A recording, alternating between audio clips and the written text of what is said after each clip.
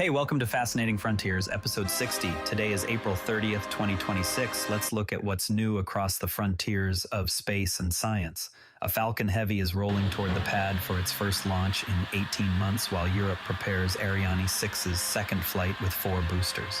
SpaceX just completed back-to-back launches of a Falcon Heavy and a Falcon 9.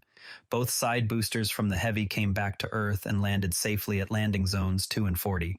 This marks the vehicle's return after a year-and-a-half hiatus. The successful landings prove that rapid reusability still works even for these heavy lift missions. From an engineering perspective, it is impressive to see the same hardware fly again so reliably after that long gap. The precision required to bring those boosters down on target speaks to how mature the recovery systems have become. Now, while the Heavy was making headlines on the East Coast, another Falcon 9 was busy expanding the biggest satellite constellation on the planet. A Falcon 9 launched from California and successfully deployed its full complement of 24 Starlink satellites into orbit. This keeps the constellation growing at a steady pace. It also demonstrates the reliability of the workhorse rocket on dedicated rideshare class missions. You can see how SpaceX has turned this vehicle into a true utility player that can handle both crewed flights and these smaller dedicated launches.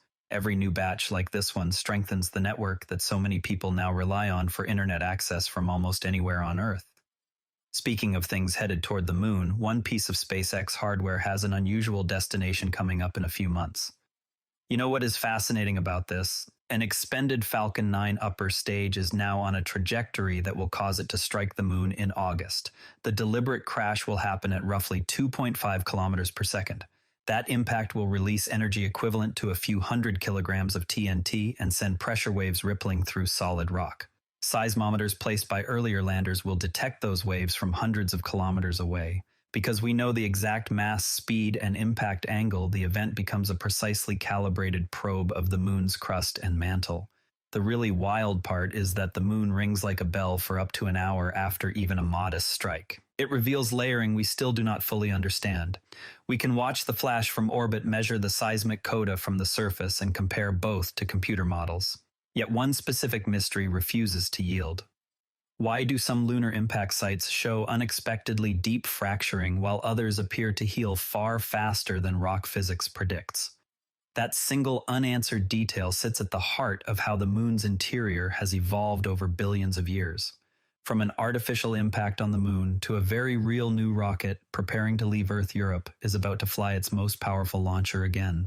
Europe's most powerful rocket, Ariane 6, is set for its second flight with 4 solid boosters. The launch is scheduled between 9:08 a.m. and 9:57 a.m. British Summer Time on April 30th, 2026. This mission continues the launcher's early operational campaign. It also expands Europe's independent heavy lift capability at a time when reliable access to space matters more than ever. Having a homegrown heavy rocket that can fly on its own schedule strengthens the continent's position in the growing international space economy.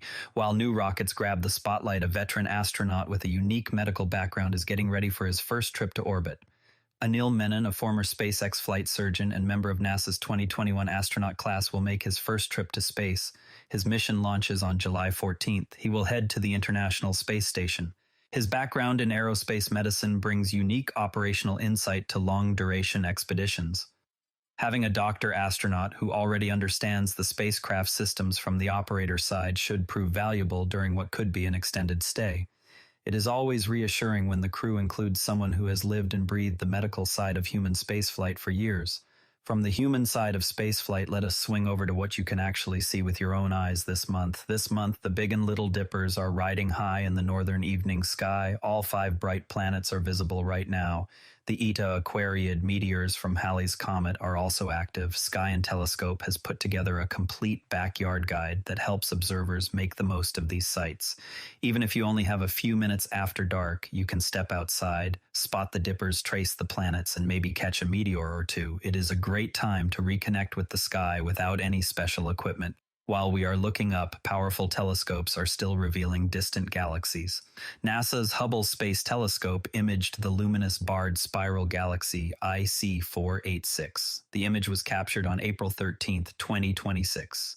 It reveals the galaxy's soft glow against the blackness of space. You can clearly see the graceful spiral arms and the stellar populations that trace them. It is a classic example of the structures that build the universe we see today.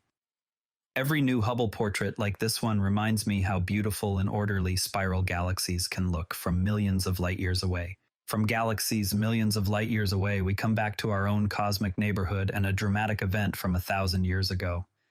On April 30th, 10/6, the brightest supernova in recorded human history flared in the constellation Lupus. It reached 16 times the brightness of Venus. The event was visible across China, Japan, the Middle East, and Europe. It was reportedly bright enough to read by at night. Some researchers think it may even appear in North American rock art. That supernova was a reminder of how dynamic the cosmos can be and how profoundly those events must have affected people who witnessed them without any modern context. While lawmakers debate future rockets, the current Artemis crew recently received some high-profile encouragement. President Trump welcomed the Artemis II crew to the White House.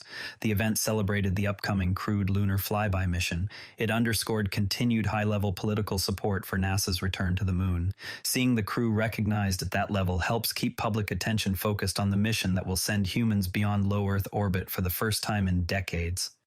Political support is important, but so is the technology that will let future explorers survive on the lunar surface. Engineers have created hair-thin nanotube shielding that can be 3D printed directly onto electronics and solar panels. Picture a fleet of autonomous rovers trundling across the lunar South Pole 3 kilometers from base when a solar storm alert suddenly lights up mission control. Instead of scrambling to retrieve them, engineers can simply rely on these lightweight layers. The shielding adds almost no mass, yet it is flexible enough to survive the extreme temperature swings and vibration of launch. Early tests suggest it can deflect the worst of the high-energy particles that would otherwise fry unshielded systems. What comes next is flight qualification on actual lunar hardware.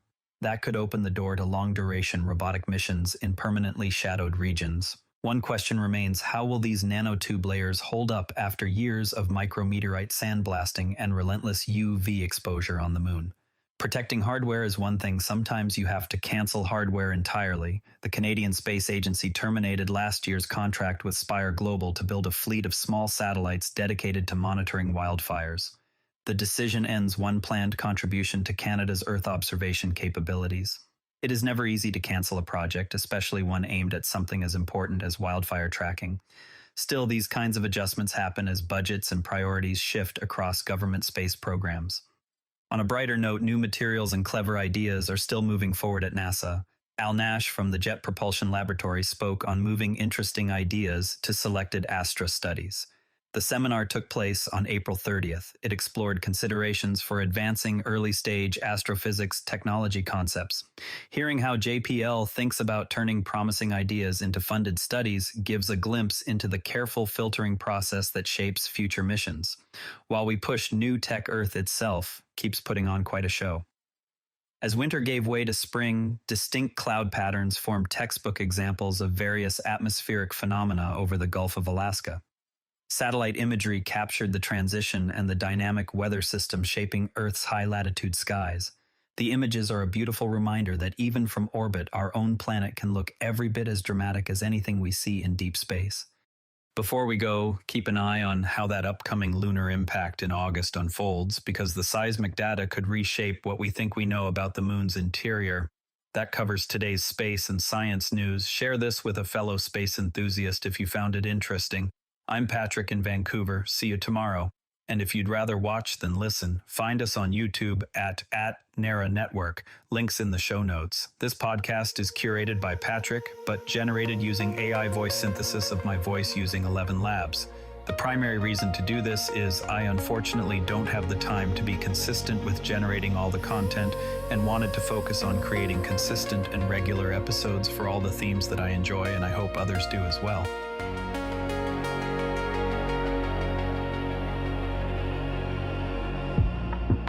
Drifting softly through the black.